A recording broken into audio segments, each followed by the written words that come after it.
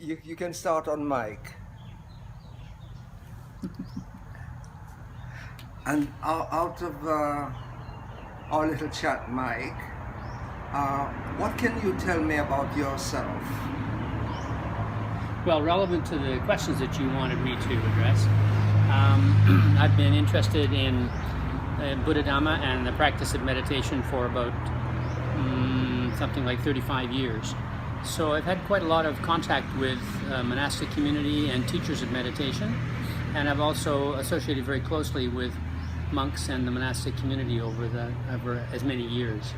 Excellent. So in reality, you're the right man for my first question. Hope I'm one of them. Do monks see the community only as a source of food? No, not at all. Monks would see the community as a kind of a set of interrelated, I mean, we're all interrelated beings. We're all, practicing in our own way to find a relief from the things that ail us and to develop the good qualities that make our life more meaningful and more interesting to ourselves and other people. So, no, not at all. There's an intimate relationship between monks and lay people. Lay people are interested in monks because they respect enormously the practice that they do, the commitment that they have to practice. I mean, when I say practice, I mean Buddhist practice, which is, the investigation of reality, investigation of what's really true. And so they have enormous practice for that, the commitment that's made to it, and they're willing to honor it by giving food and by minimizing the amount of work that monks have to do that take them away from their meditative practice. Buddhists are not faced with that same issue or problematique of the existence of God and what's the evidence of it. You don't have to deny it either. No. It's not like you have to say there is no God. There's certainly room for God. There's no problem with God, but you don't have to believe in it, and you don't have to disbelieve it to be a Buddhist. Yeah. In a sense, it makes it easier to exist because you're not reporting to anyone but yourself.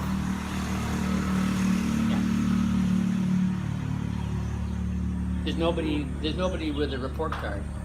There's nobody ticking boxes.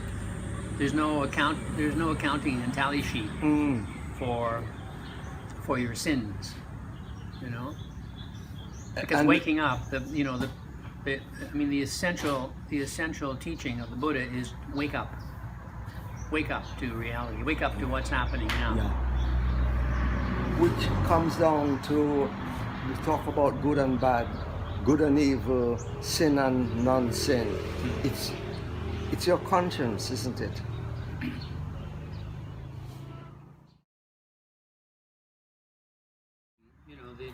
The monks' rules are called the Vinaya, and there are like 229 training rules for monks, and they've been built up. They were all put down during the Buddha's time, but some of them are very kind of obvious. But some of them were put in place because some lay people complained about behavior. This monk, he looks lazy. When he walks through the village, he swings his arms. We don't like the idea that monks are just kind of going. So, there is a rule when you walk through the village, you're not allowed to swing your arms.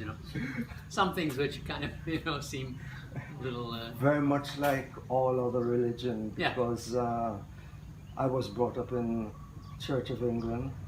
And you're expected to behave a certain way, etc., etc., etc. You got to dress up in a nice shirt and tie, go to church. That's right. Jesus, when he passed away, he was just wrapped in a cloth. Yeah. So it doesn't matter how you appear to God. Guy walking down the road is starving, is really hungry, and he sees this old woman with a loaf of bread, and he grabs it and runs. Now, in our eye, that's robbery, that's a sin. But in his eye, at the time he's doing it, is survival. for the woman, we don't know. Because she may not have any feeling either way. I don't know. It's a very interesting example that you raised there, because the second training precept, there are 5 training precepts that are used for lay people in Buddhism. The second one is about, it's formulated as not to take anything that's not freely given. Yeah. Which is a very interesting formulation, because it raises the question of what is freely given. Because you have to judge when you're given something if it's freely given or not. Yes. So something which is given under duress. If the monastic community somehow is demanding that money come to them for something, then money that comes is not freely given. Yeah. You're not under any obligation to give things to a monk who demands something, Give me food, bring me coffee, no, this is not, and it's against the monk's discipline, in fact against lay people's discipline, to take something that's not freely given. Yeah. So the examination of the motivation of the giver and the receiver is present for both people in that transaction. So the guy who takes the bread from the woman has not only robbed her of the bread, he's robbed her of the opportunity to give him the bread. Yes. And if he had asked for it, or if he had said that he was hungry, he would have given the woman the opportunity, and she might have given him half the bread, He will never know. Yes. What a conundrum. What a conundrum. Yeah, indeed. Yeah, I mean, there's nothing, life can be very confusing, And that is religion. But then perhaps we should really scrub out this word religion. Well, what does it mean, religion? Yeah. To repeat, to follow blindly, to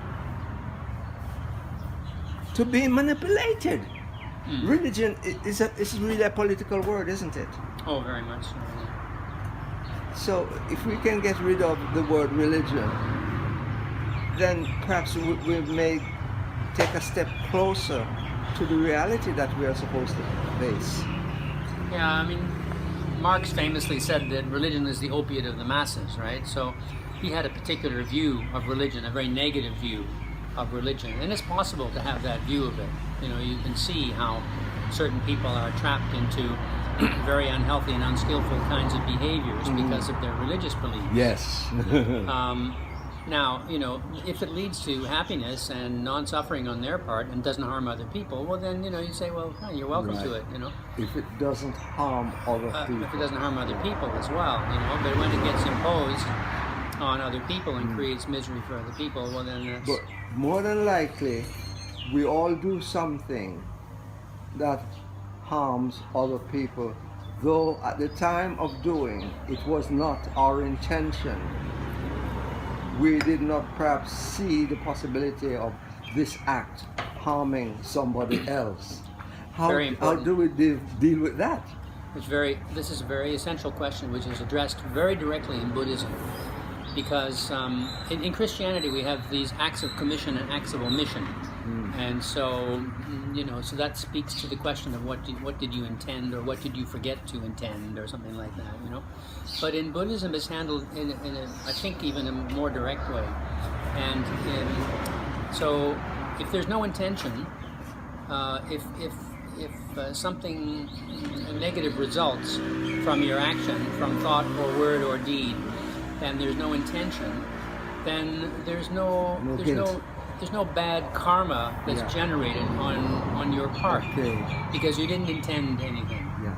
But that requires you to be very strictly honest with your own mental processes, because it's easy to forgive yourself, and sometimes you don't even notice if you're not particularly developed in the way of observing how your own mind works, as all of us are. We're always missing. It is the fact that there is a continuous 2,600-year-old, in Theravada countries, a tradition of this monastic form that has meant that the Buddha's teachings have survived for that length of time. So it's a very precious contribution that monks make to not only their local communities, the one that feed them, but to all of us. Because at any point that you may be moved to contact sincere practitioners and try and gain some background in what the Buddha taught, it's available. So the community that benefits from monastic practice is not only the people that feed them. Oh, see, which leads me very nicely into another question. Do monks only see themselves as a source of education and personal development, or are there other areas? I would say that there is only one area.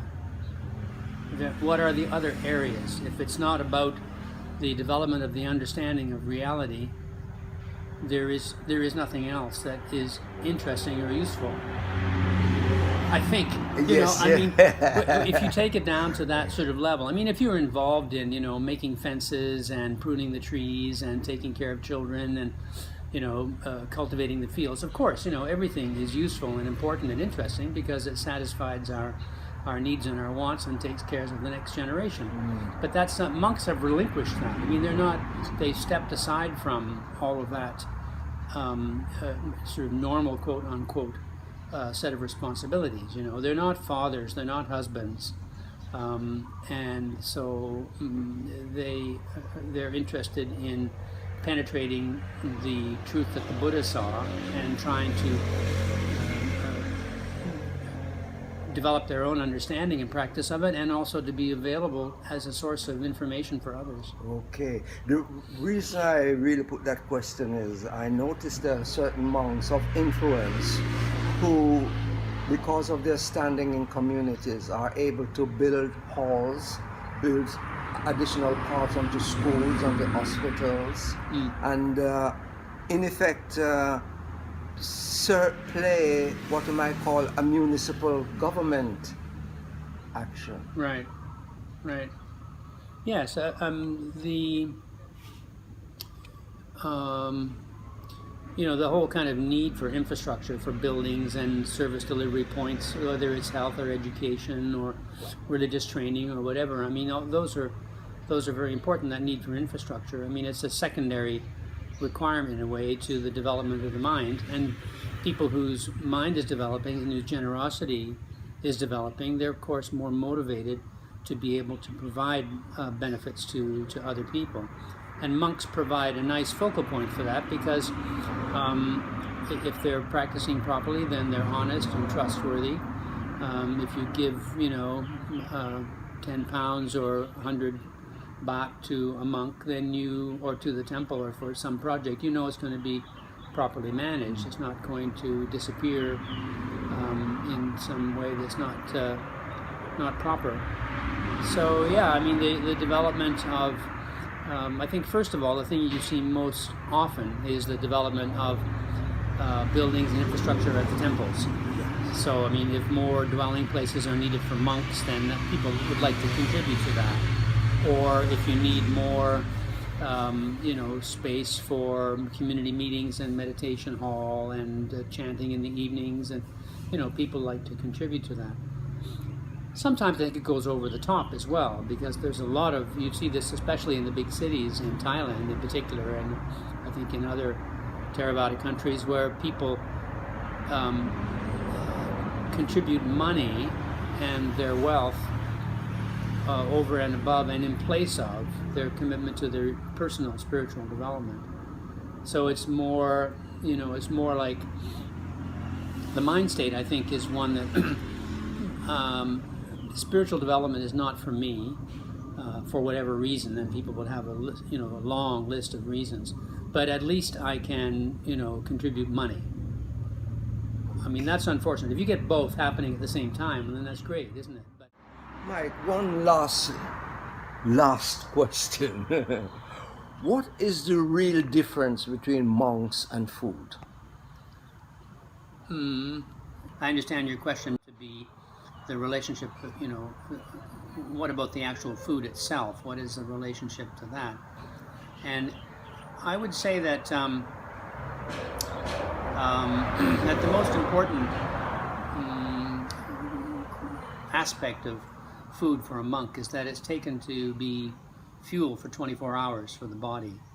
So in the monk's discipline, especially in the forest monks and the more strict and sincere practitioners, they're not allowed to store food overnight. There's a very few number of foods that are so-called allowables that they can store for more than 24 hours. Medicines, certain kind of medicines they can store for 7 days. There's other kinds of things that can be stored for 1 day or 2 days before they have to be re-offered. So all of this is designed to kind of limit the greed and the acquisition of food and decreasing the dependency that monks have on the community. So actually these rules are to some extent formulated to make the monk's life insecure, so that there's an element of doubt as to whether or not they're going to be fed the next day. So this motivates their practice, because monks that are not sincere practitioners and are not rigorous in their approach are unlikely to be able to achieve long-term support. So it's very important for their relationship with the lay community that they are seen to be and are actually sincere practitioners. So the relationship with food is that they treat it as being fuel for 24 hours. And so it's just enough to keep the body and mind going for 24 hours of practice. And they cast aside any concern for the future, what would happen tomorrow. It's not on the map. Just like what happened yesterday is not on the map. What's on the map is what's happening now. And so food then is, as I said, fuel for 24 hours. And it should be, healthy, nutritious food, because obviously the body is organic and it has its organic needs, and monks' bodies are no different from anybody else's bodies. I mean, they don't live in any kind of special rarefied place that doesn't require carbohydrate and protein and minerals and vitamins. So that food has to be good quality. But when monks are offered food, as you know, I mean, you've seen them on their alms rounds, and in temples oftentimes the food is offered and set up on a table, so it's like a buffet, and monks go down the line and they take the food that they want. So it's a lot of choosing that's happening. And so the practice for monks at that point would be, what do I need, as opposed to what do I want. So noticing the arising in the mind of, oh, that looks good. Oh, I like chocolate. I like sticky rice, or I like squid. I don't like that. That doesn't look nice. I don't want that. So all of that mental busyness around choosing is very much on the agenda, and so that's the practice of choosing food. So you choose the food that is good for you, that's nutritious, and that will help you to survive for 24 hours. That is a wonderful explanation. Thank you. Thank you. What would induce a monk to leave this lifestyle and return to the ordinary world? It could be a variety of things. I think one could be need within their family. So their parents may be aging and maybe nobody else is available to take care of them. So out of generosity and gratitude to their parents, they would leave and take care of their parents. There may be other family members that need financial support and nobody can provide it. So maybe they have skills. If they go back to a lay life, they could get employment and make money and help the family, that kind of thing. So those would be the most auspicious and most desirable kinds of reasons, if you like. And there are others as well. I think loss of faith, loss of interest, feeling of failure, not making the progress that they think that they should make on the path to spiritual development. Excellent. I mean, that might be partly because maybe the teachers that they're around maybe aren't providing adequate support, or maybe just in a societal or typical Buddhist way of looking at it, might be a sort of a karma thing for them. It's just not available to them in this life. Okay. Yeah, you have been a wonderful teacher. Thank you so much. Cut.